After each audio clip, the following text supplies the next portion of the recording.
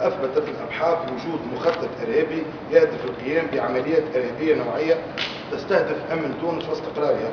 كما أثبتت الأبحاث أن المدعو هشام بن رابح، وهنا ننطلق في العملية اللي نعلن عليها، هي أنه المدعو هشام بن رابح يقوم بالتنسيق مع المكنة لقمان أبو صخر، عنصر إرهابي خطير جدا مطلوب لدى السلطات الجزائرية السلطات التونسية. هنا كي نقولوا ونعطيو جنسية غير تونسية في جندوبة والكيف سيدي بوزيد، وثبت تورطه في التحضير مع هشام بن رابح اللي هو العنصر الإرهابي الخطير جدا. هذا اللي تونا معناها تباعا باش نفسروا شنو هي العملية.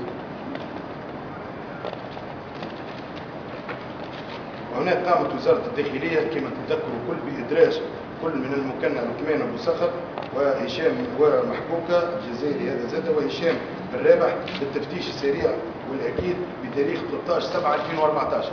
تتذكروا كل ان وزاره الداخليه هبطت الاسماء هذه الكل وكنا نلوجوا عليها وطلبنا حتى من المواطنين مساعدتنا في القاء القبض عليهم، وبالفعل تمكنت. وهذا كان بناء على بطاقات جلب صادره عن الساده قضاة التحقيق بالمحكمه الابتدائيه بتونس. وهنا تواصل عمل مختلف الوحدات الامنيه لملاحقتهم كما قلنا الى ان تمكنت وحدات الحرس الوطني يوم 2/8/2014 على الساعه 2 صباحا من إلقاء القبض على المدعو هشام بن رابح، يعتبر من أخطر العناصر الإرهابية والذي كان باتجاه القطر الليبي للالتحاق بعنصر قيادي تونسي في تنظيم أنصار الشريعة بليبيا، وهو كذلك فار من العدالة وفيه بطاقة جلب. وحيث تعهدت الوحدة الوطنية للأبحاث، هذا هو المدعو العنصر الإرهابي الخطير جدا هشام بن رابح، وحيث تعهدت الوحدة الوطنية للأبحاث في جرائم الإرهاب الحرس الوطني بعد أن تم إيقاف هشام بن رابح تم الكشف. هنا باش نعمل على الخلايا هذه تم الكشف في وقت قياسي عن 5 مجموعات إرهابية بكل من سكرة تحت قيادة الإرهابي هشام مرزاني شويراكيكي وهو بحالة إيقاف، ومجموعة دار قضاء بقيادة سهيل العيساوي المكنة أبو ماريا كذلك تمكنت الوحدات الأمنية نتاعنا من الدولة، مجموعة جعفر رواد بقيادة معز بن محمد المكنة شمس النجاة وهو كذلك في حالة إيقاف. قلنا المجموعة الأولى تحت قيادة هشام مرزاني، ثم المجموعة قضاء القضاء بقيادة سهيل العيساوي، ثم المجموعة الثالثة بقيادة معز بن محمد المكنة شمس النجاة. 3 عناصر هذوما كل في حالة إيقاف. هما 5 جعفر رواد 5 مجموعات. خلونا نسلسل بعد كان ثم استفسارات ثم نستفسر. ثم المجموعة مجموعة الكرم هي مجموعة زادة كانت موجودة بقيادة محمد الناصر الدريدي الذي قتل في احداث رواد، وما تمش الكشف عن بقيه العناصر نتاعو، الا انه في المده الاخيره قمنا بايقاف بقيه العناصر نتاع المجموعه نتاعو اللي كانت موجوده في الكرم.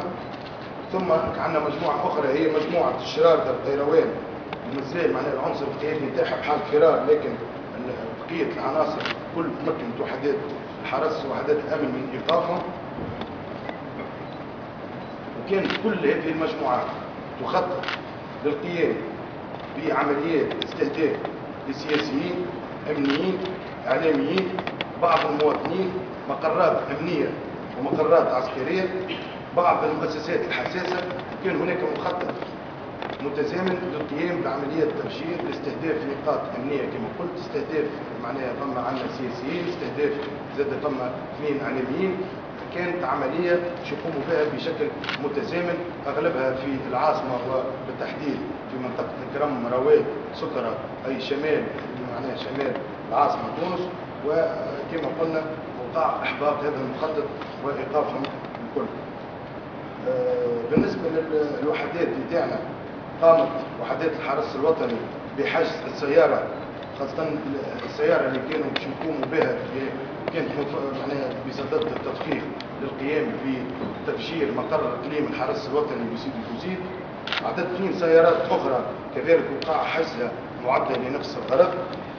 عدد 4 كذلك تم حجز كميه هامه من ماده الأمونيتر كانوا باش يستعملوها للتفجير، تركيبها على المسدسات. تم حجز بندقيه، مجموعه من الخراتيش، هواتف جواله، لوحات الكترونيه، اسلاك معدله. هنا نقولوا انه عدد الموقوفين في الخليه هذه اللي متفرقه على 5 مجموعات مضربه، عدد الموقوفين كان 21 موقوف، تمكنا تقريبا في وقت قياسي وفي سرعه كبيره ياسر. التنسيق ما بين الوحدات نتاع الحرس الوطني قامت بايقاف المجموعات هذه بسرعه كبيره وفي وقت متسارع. 9 عناصر فارغه تقوم وحداتنا الامنيه بملاحقتهم، ان شاء الله معناها باش نوقفوا عليهم بالضبط تباعا. هنا تؤكد وزاره الداخليه ان وحدات الحرس الوطني وحدات الامن الوطني بالتعاون مع قواتنا المسلحه، الوحدات هذه كل ستواصل العمل الدؤوب وعملنا المتواصل لمعناها احباط المخططات الارهابيه، وخاصه بالتركيز على العمليات الاستباقيه. العمليات هذه كل باش تتواصل ان شاء الله، وستقوم الوحدات هذه كل كما قلنا حرس وطني امن وطني بالتنسيق مع قواتنا المسلحه باحباط كل المخططات ان شاء الله اللي تستهدف في بلادنا. والعناصر الارهابيه دي ما عندهاش مكان في تونس، وما هيش من تونس ومش باش تكون موجوده في تونس. ونأكدوا انه راهو مخططاتها ستكون فاشله، حتى ان قامت بعمليات ناجحه او تهيئه لها انها ستكون اقوى من الدوله، لن تكون اقوى من الدوله. العناصر هذه قلنا احنا في العديد من المرات، قلنا لا افلات من العقاب، كلها باش تتعاقب وكلها باش تتلاحق، وهنا تباعا لا يسكتوا وكل مخططاتهم لا تنكشف. هنا مروا من مرحله معناها ديما يحاولوا يقوموا بعمليات غادره، عمليات جبانه، استهداف وناس ابرياء كان ينجموا معناها باش يستهدفوا حتى مواطنين. هذا اهم حاجه، لازمنا كل نلتفوا في مكافحه الارهاب، نلتفوا ضد هالعناصر الارهابيه، العناصر هذه اللي ما عندهاش. نعاودوا ناكدوا حتى لو جانا العديد من الانتقادات، احنا راهو حتى كي نذكروا بعض الجنسيات راهو ناكدوا انه الارهاب ما عندوش جنسيه، الارهاب ما عندوش حدود، الارهاب هو مشكله اقليميه، ماهيش مشكله تونس فقط، هي مشكله اقليميه. العناصر هذه عندها امتداد في بعض دول الجوار بالتعاون مع عناصر ارهابيه تونسيه فاره فيها، لكن احنا يد العداله ويد الامن ستطالها ان شاء الله. معناها تبقى بلادنا امنه ونحفظ بلادنا. بارك الله فيكم. كان فماش بعض بعناصر ارهابيه تونسيه واجنبيه كلها تقريبا. العناصر هذه تنضوي وتنتمي الى تيار انصار الشريعه المحظور، وعندها ارتباطات بعناصر ارهابيه موجوده في الخارج تنتمي لنفس التيار كذلك.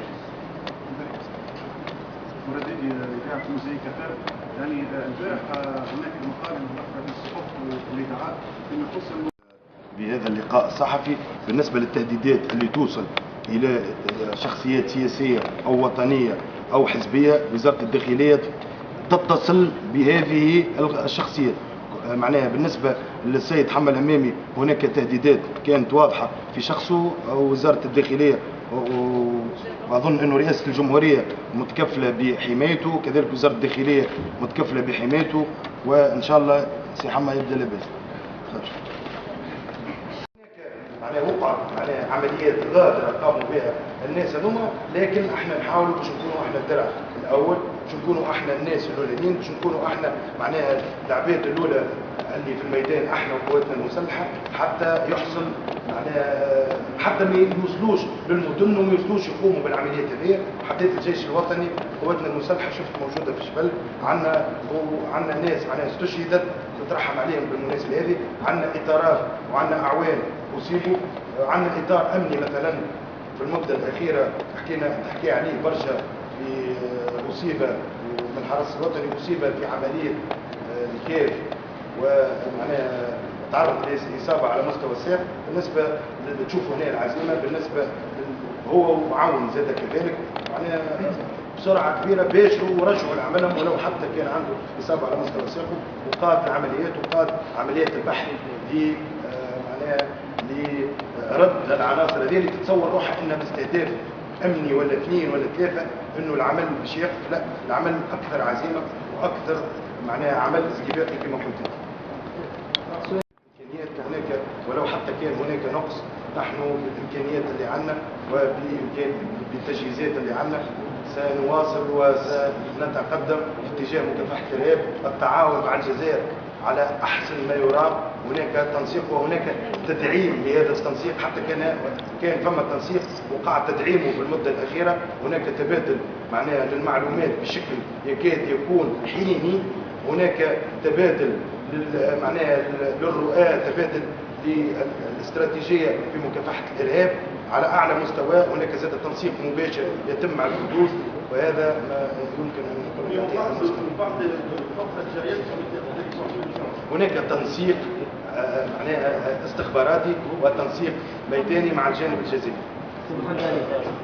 يخص الناس هذا سيقع الاتصال. سؤال ثاني بالله فيما يتعلق بالعمليه نتاع تهجير التلف الشعبي، الى حد الان وزاره الداخليه ما عقدتش على المساله هذه. هل صحيح انه يعني الاجهزه المختصه في وزاره الداخليه راسلت وزاره الدفاع يوم 10 جويلية، يعني قبل 6 ايام من العمليه، لو اخبرتها فرقيه وصلتها من وكاله الاستخبارات الامريكيه حول تفاصيل العمليه؟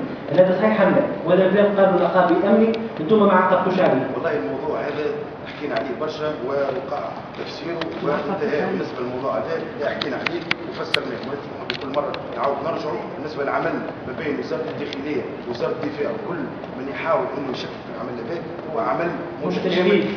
لحظه انا نجاوبكم. هو عمل متكامل يندرج في اطار استراتيجيه كامله لمكافحه الارهاب اللي نطلبوا منكم انتم باش تدعموا هذه الاستراتيجيه. وشكرا.